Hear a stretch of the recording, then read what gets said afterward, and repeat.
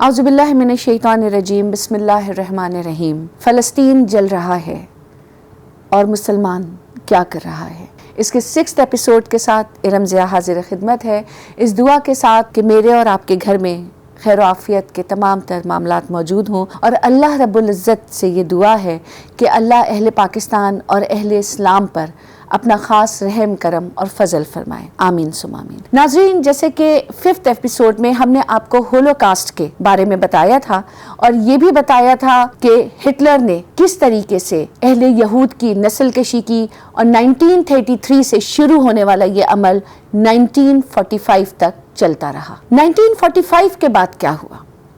یہ زمانہ تھا دوسری جنگ عظیم کا، اور 1945 میں جب سیکنڈ ورلڈ وار ختم ہوئی تو ظاہر ہے، بلکہ اگر میں یہ کہوں کہ فرسٹ ورلڈ وار کے بعد جب سلطنت عثمانیہ آٹومن امپائر کو شکست ہوئی، بلکہ اس کو سزا دی گئی جرمنی کا ساتھ دینے کی، کہ حصے بقیے کر دیے گئے، اس کو توڑ دیا گیا، آٹومن امپائر کے پرخچے اڑا دیے گئے، اور قصور صرف اتنا تھا کہ وہ جرمنی کے ساتھ کھڑا تھا۔ تو ناظرین، یہاں پر آپ دیکھیے کہ پہلی جنگ عظیم کے بعد جب آٹومن امپائر بڑھ گیا تو فلسطین کا جو یہ حصہ ہے یہ تحفے میں ملا انگلینڈ کو، کہ چلو بھائی اب یہاں جتنی بھی آپ کو اپنی طاقت کا مظاہرہ کرنا ہے یہاں کرو، یہ جگہ اب آپ کی ہوئی۔ دوسری جنگ عظیم کے بعد 1945 میں جب ہولوکاسٹ بھی ختم ہوا اور دوسری جنگ عظیم بھی ختم ہوئی، تو وہ کچھ لوگ جو ان چیزوں میں زندہ بچ گئے تھے، یعنی کہ ہولوکاسٹ کے کیمپ سے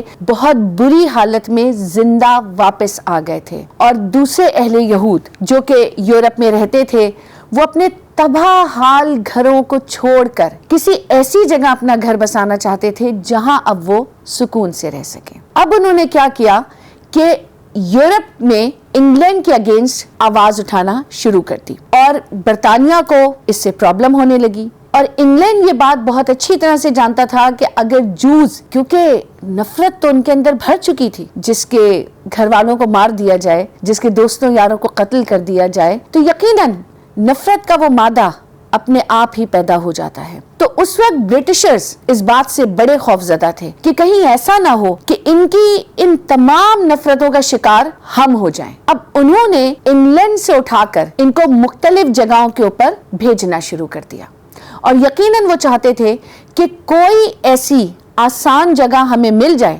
جہاں پہ ہم یہودیوں کو بسا دیں۔ پھر کیا ہوا ناظرین؟ پھر یہ ہوا کہ یونائٹڈ نیشن نے 15 مئی 1947 کو ایک کمیٹی بنائی، اور جوز کے لیے فیصلہ کیا گیا کہ ہاں اب ضرورت ہے کہ ان کے لیے ایک زمین کا خطہ منتخب کر لیا جائے جہاں پر یہ سکون کے ساتھ رہ سکیں۔ اور پھر سپٹمبر 1947 کو اس کمیٹی نے اپنا فیصلہ سنا دیا، اور اس فیصلے کو جو جوز ایجنسی تھی اس نے تسلیم کیا، اور اس فیصلے کو اہل عرب نے مسترد کر دیا۔ مگر اہل عرب کے مسترد کرنے سے کیا فرق پڑتا ہے؟ اہل عرب کی کب کسی نے سنی ہے؟ اہل عرب اور مسلمانوں کو کب کسی نے اہمیت دی ہے؟ ان کی باتوں کو کس پیمانے میں رکھ کے تولا گیا ہے؟ ان کے بارے میں کب سوچا گیا ہے؟ وہ جئیں، وہ مریں، ان کی جگہوں کو چھین لو، ان کی جگہوں کو چھین کے دوسروں کے سپرد کر دو، کیا فرق پڑتا ہے؟ کہ مسلمان تو شاید پیدا ہی اس لیے ہوا ہے کہ کفار کے ہاتھوں مٹتا رہے، سسکتا رہے، بلکتا رہے، ناکردہ گناہوں کی سزا پاتا رہے۔ تو یہ ہوا کہ 29 نومبر 1947 کو یونائٹڈ نیشن نے بالآخر یہ قرارداد منظور کر دی، اور جیسے کہ میں نے آپ کو بتایا کہ جوئش ایجنسی نے اس کو منظور بھی کر لیا۔ 761 ایئرز، جی ہاں 761 ایئرز مسلمانوں نے فلسطین پر حکومت کی، اور 1948 میں اس کو اسرائیلیوں کے سپرد کر دیا گیا۔ یہ نہیں کہ بس ایک راتوں رات کوئی فیصلہ ہوا، یہ منصوبے بڑے عرصے سے بن رہے تھے۔ جیسے کہ میں نے آپ کو بتایا کہ اگر میں یروشلم کی بات کروں تو یروشلم is a cradle of 3 religions, اسلام، کرسچینٹی اینڈ جوڈازم۔ بحیثیت مسلمان ہر حکمران نے اس بات کا احترام کیا کہ ان کی جگہیں، ان کی زیارتیں ان کے لیے کھولی جائیں۔ مگر کرسچنز اور جوز نے کیا کیا کہ انہوں نے اپنے اوپر ڈھائے جانے والے مظالم، میں اہل یہود کی بات کر رہی ہوں، ہولوکاسٹ کی بات کر رہی ہوں، جس میں مسلمان کہیں نہیں تھے، وہ بدلہ انہوں نے مسلمانوں سے ہی لینا چاہا۔ 1948 14 مئی کو اسرائیل دنیا کے نقشے پر ابھر کر آ گیا، اور ڈیوڈ بن گوریان یہ وہ شخص تھا جس نے برٹش راج کے ختم ہونے سے ایک دن پہلے اسرائیلی حکومت کا اور اسرائیل کے وجود کا اعلان کیا۔ ناظرین، حالانکہ اسرائیلی حکومت بنے ہوئے، اس اسٹیٹ کو بنے ہوئے 73 ایئرز گزر چکے ہیں، لیکن یہاں میں آپ کو ایک بہت خاص بتا دوں کہ اس جگہ کو، فلسطین کو، اسرائیلی حکومت اور اسرائیلی اسٹیٹ بنانے کی کوششیں 200 سال سے جاری تھی، اور یہ کوشش اور یہ پیشکش اہل یہود کو سب سے پہلے ایک فرانسیسی ڈکٹیٹر نے 1799 میں کی تھی، جس کا نام تھا نپولین بوناپارٹ۔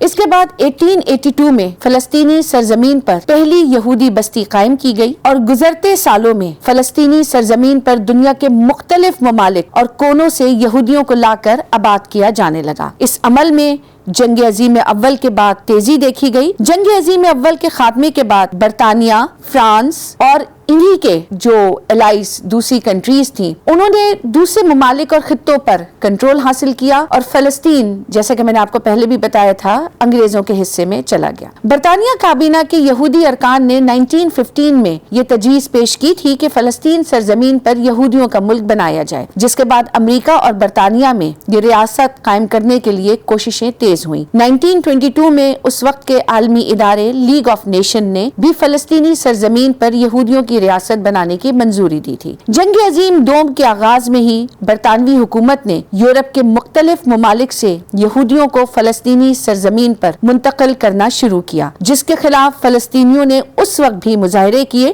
لیکن ان مظاہروں کا ناظرین کوئی فائدہ نہیں ہوا۔ برطانوی حکومت نے 1936 میں فلسطینی سرزمین کو تقسیم کرنے کے لیے پیل کمیشن کا قیام کیا، جس نے تاریخی طور پر عربوں کی سرزمین پر یہودی ریاست کو قائم کرنے کی تجویز دی، جس کے بعد ہم نے یہ دیکھا کہ دنیا بھر کے یہودی اپنی پہلی ریاست کے قیام کے لیے متحرک ہو گئے، اور انہیں امریکہ سمیت اس وقت کی بڑی بڑی ریاستوں کی حمایت حاصل رہی۔ اقوام متحدہ نے اپنے قیام کے کچھ عرصے بعد ہی 1947 کو ایک قرارداد پاس کی، جس میں فلسطینی سرزمین کو 2 حصوں میں تقسیم کرنے کی منظوری دی گئی۔ اقوام متحدہ نے 23 ستمبر 1947 کو ریزولوشن 181 کے تحت فلسطین کو یہودیوں اور عرب قوم میں تقسیم کر کے بیت المقدس کو ایک الگ اور خود مختار حیثیت دے دی، جس کے بعد فلسطینی سرزمین پر برطانیہ اور دیگر ممالک کے تعاون سے یہودیوں نے خوریزی شروع کر دی۔ یہودیوں کی جانب سے ریاست کے قیام سے قبل ہی شروع گئی دہشت گردی کے چند ماہ بعد 15 مئی 1948 کو، اور کہیں پہ 14 میں 1948 کو بھی، اقوام متحدہ، امریکہ، برطانیہ، سوویت یونین کی حمایت سے آزاد اسرائیل ریاست کا عمل جو تھا وہ قیام میں آ گیا۔ اسرائیل کے قیام کا اعلان ڈیوڈ بن گوریان نے کیا، جنہیں بانی اسرائیل اور یہودی ریاست کے پہلے وزیر اعظم کا اعزاز بھی حاصل ہے۔ خود اسرائیلی حکومت ویب سائنس میں اس بات کا اعتراف کیا گیا کہ اسرائیلی ریاست کا عمل مختلف ممالک اور اداروں کے تعاون کے بعد 1948 میں عمل میں آیا۔ یہاں یہ بات بھی اہم ہے کہ اقوام متحدہ، امریکہ، برطانیہ، اس وقت کے سوویت یونین اور حالیہ روس سمیت دیگر بڑے ممالک نے یہ یہودی ریاست کے قیام میں بڑا اہم کردار ادا کیا۔ تو وہ کس طرح ممکن ہے کہ اس ریاست کو اب ایک دہشت گرد ریاست قرار دے دیں؟ تو ناظرین، جیسے کہ ابھی ہم نے آپ کو ساری کہانی سنائی اور آپ نے یہ دیکھا کہ اسرائیل در حقیقت وہ لے پالک بچہ ہے سپر پاورز کا، تو واقعی یہ ممکن نہیں ہے کہ وہ اسرائیل کو ایک دہشت گرد ملک قرار دیں۔ وہ تو اس کی بیک پہ کھڑے ہیں کہ آپ یہ سوچیں کہ جب اسرائیل کا وجود آیا اور عرب کی طرف سے، ظاہر ہے میرے گھر میں کوئی گھسے گا تو میں آواز تو بلند کروں گی، میں کوئی نہ کوئی ایجیٹیشن تو شو کروں گی، میں کوئی نہ کوئی دیوار تو کھڑی کروں گی، ایک ریئیکشن دوں گی۔ لیکن یہ یہودی جو 1945 تک ہولوکاسٹ میں مرتے رہے، پٹتے رہے، سوال یہ ہے کہ ان کے پاس جنگ کرنے کے وسائل کہاں سے آئے، اور انہوں نے عرب ممالک سے وہ لڑائیاں کیسے لڑیں؟ جواب بہت صاف ہے کہ ان کے پیچھے تمام عالم اہل کفار کھڑا تھا، کھڑا ہے اور کھڑا رہے گا۔ یہ بات اب اہل عالم اسلام کو سوچنی ہے، سمجھنی ہے کہ اگر ہمیں اپنے بچوں سے پیار ہے، اگر اپنی بیٹیوں کی اور بہنوں کی عزتوں کا خیال ہے، اگر اپنے جوان خون پہ ہمارا دل دھڑکتا ہے، تو یہ وقت ہے کہ اب ہمیں بھی ایک ہونا ہے۔ آپ کو یہ ایپیسوڈ کیسا لگا ہمیں ضرور بتائیے گا۔ اگلے ایپیسوڈ کے ساتھ پھر ملاقات ہوگی۔ اس دعا کے ساتھ اختتام کروں گی کہ اللہ اپنے حبیب پاک کے صدقے میں اہل پاکستان اور اہل اسلام اور ہر مسلمان کی جو پریشانی ہے اس کو دور فرما دے۔ اجازت چاہتی ہوں۔ السلام علیکم ورحمۃ اللہ وبرکاتہ۔